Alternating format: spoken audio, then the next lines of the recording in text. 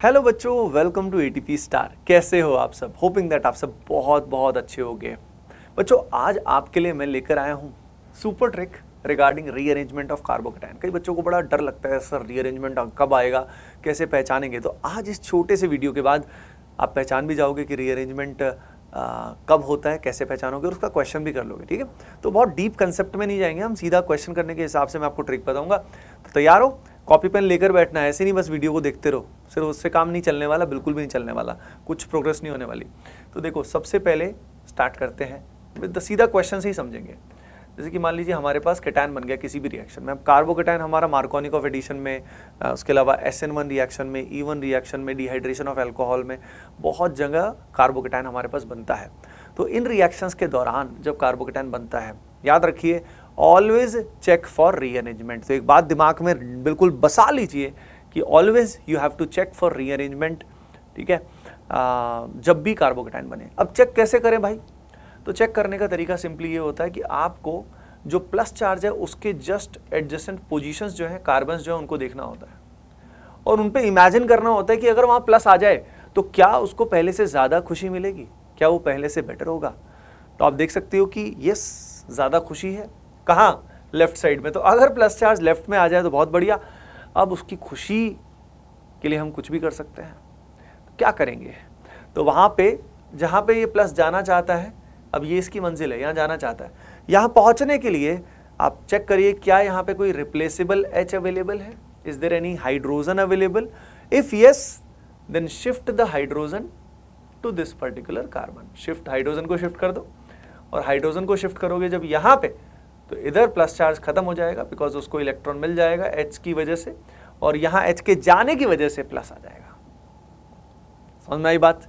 तो ये जो पर्टिकुलर शिफ्ट होता है बच्चों, इसको 1,2 हाइड्राइड शिफ्ट भी बोलते हैं, क्योंकि यहाँ पे H निकल जाता है, H माइनस। तो ट्रिक समझ में आया? सीधा अगल बगल में देखना है, इधर और इधर ताक झांक करनी है। ठीक, ओके, सब जगह नहीं करते ऐसा, हम कार्बोकेटायन की बात कर रहे हैं। तो यहाँ कार्बोकेटायन में हमें लेफ्ट और राइट में देखना है, इमीडिएट लेफ्ट और इमीडिएट राइट में, और उससे क्या होता है वो समझ में आया आपको? सीधा शिफ्ट कर दो, काम खत्म हो गया। कोई भी क्वेश्चन कर लोगे। जैसे मान लो यहाँ पे नेक्स्ट वाला क्वेश्चन देखो आप सभी। मान लीजिए हमारे पास कुछ ऐसा है बच्चों, और यहाँ पे देखिए, आप पहले से इमेजिन कर लोगे कि पीएच जो है वो बेंजीन है, फिनाइल है बेसिकली। तो यहाँ प्लस आना बहुत फायदे का सौदा है, क्योंकि रेजोनेंस हो जाएगा, यानी केटायन जो है वो रेजोनेंस स्टेबलाइज्ड हो जाएगा। हेंस सीधा प्लस को वहाँ शिफ्ट कर दो, क्योंकि वहाँ पे हाइड्रोजन अवेलेबल है। तो अगर हाइड्रोजन अवेलेबल है तो हाइड्रोजन को शिफ्ट कर दो, बात खत्म हो गई। तो ये एक टाइप तो ये आता है। ठीक है, अपने मेनली सिलेबस में दो ही होते हैं, 1,2 हाइड्राइड, 1,2 मिथाइल। उसके अलावा रिंग एक्सपेंशन, रिंग एक्सपेंशन अलग से देखेंगे अपन लोग। अब यहाँ पे इस तरह से शिफ्टिंग अपन ने देख लिया। अब मान लो हमारे पास है कुछ ऐसा, we have something like this. अब इसमें हमें चेक करना है कि भाई शिफ्टिंग रीअरेंजमेंट कैसे होगा। तो यहाँ पे अगर हम देखें तो ये जो पर्टिकुलर पोजीशन है बच्चों, ये अच्छी तो बहुत है, लेकिन दिक्कत क्या है कि यहाँ पे कोई H अवेलेबल नहीं है, यानी इसका डिग्री हायर तो है।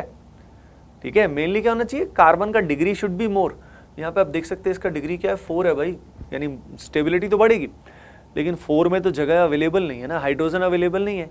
तो हमें मजबूरी में इसमें क्या करना पड़ेगा? ये जो मिथाइल वाला ग्रुप है बच्चों, इसको यहाँ शिफ्ट करना पड़ेगा। तो मिथाइल को जब मैं यहाँ से निकाल के इधर लगाऊंगा तो यहाँ का प्लस गायब हो जाएगा, और जहाँ से वो हटा है बच्चों, जहाँ से वो ग्रुप निकला है, नेचुरली वहाँ इलेक्ट्रॉन की डिफिशियंसी होगी, और जिससे यहाँ पे प्लस आ जाएगा बस। तो ये जो पर्टिकुलर शिफ्ट है इसको बोलते हैं 1,2 मिथाइल शिफ्ट, क्योंकि यहाँ पे CH3 माइनस निकल जाता है, CH3 माइनस निकल जाता है। सिमिलरली ये एग्जाम्पल अब तुम अगले वाला खुद कर सकते हो कि मान लीजिए हमारे पास कुछ ऐसा है और यहाँ प्लस है। तो अगले एग्जाम्पल के बाद वीडियो को पॉज करें, ट्राई करें कि क्या बनेगा। यस, ट्राई करिए सभी के सभी। अगर यहाँ पे हमें शिफ्ट करना है तो क्या होगा? तो यहाँ पे शिफ्ट करने के बाद बच्चों, 1,2 मिथाइल शिफ्ट करने के बाद हमारे पास मिथाइल यहाँ आएगा, और यहाँ पे क्या आएगा?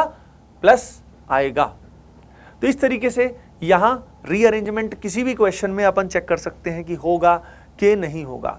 अच्छा, एक छोटा सा क्वेश्चन है, वो मैं आपको बताता हूँ और आप चेक करिएगा कि क्या यहाँ रीअरेंजमेंट होगा, विल रीअरेंजमेंट टेक्स प्लेस। जैसे कि इसको इन जनरल इस तरह से दिखाते हैं, इसका नाम होता है acylium ion, it is known as acylium ion. और इसी को मैं ऐसे दिखा देता हूँ, let me show it like this.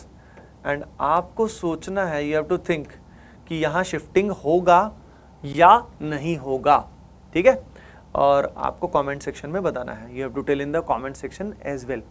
अब ये करने के बाद, अब इसके बाद कोई भी क्वेश्चन ट्राई कर लीजिएगा रीअरेंजमेंट का, आप आराम से खट से चेक कर सकते हो कहीं पे भी रीअरेंजमेंट। इसका आप कमेंट सेक्शन में बताइएगा, जिसका सही आएगा मैं उसका कमेंट पिन करूंगा, ठीक है। ज़्यादातर वैसे मैं बता रहा हूँ, कई सारे मैंने पहले भी क्वेश्चंस दिए थे, उसमें बच्चों एक गलती कर रहे हैं, ज़्यादातर बच्चे गलती कर रहे हैं, है ना। अच्छा, अब मैं आपको बच्चों एक अमेजिंग रिसोर्स के बारे में बताता हूँ जो आपके लिए completely free of cost available है। बच्चों, आप हमारी जो ऐप है या वेबसाइट है वहाँ पे जाके लॉगिन करें। वहाँ पे स्टडी मटेरियल सेक्शन में हमने बहुत सारा अमेजिंग मटेरियल जो है वो फ्री ऑफ कॉस्ट अपलोड किया हुआ है, वहाँ से आप उसको एक्सेस कर सकते हो।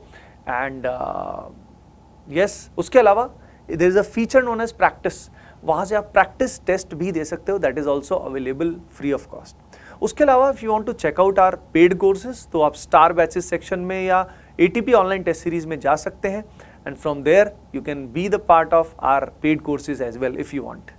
ओके, ठीक है बच्चों, चलो मिलते हैं नेक्स्ट पर्टिकुलर वीडियो में। Bye bye, take care and keep doing well, love you all.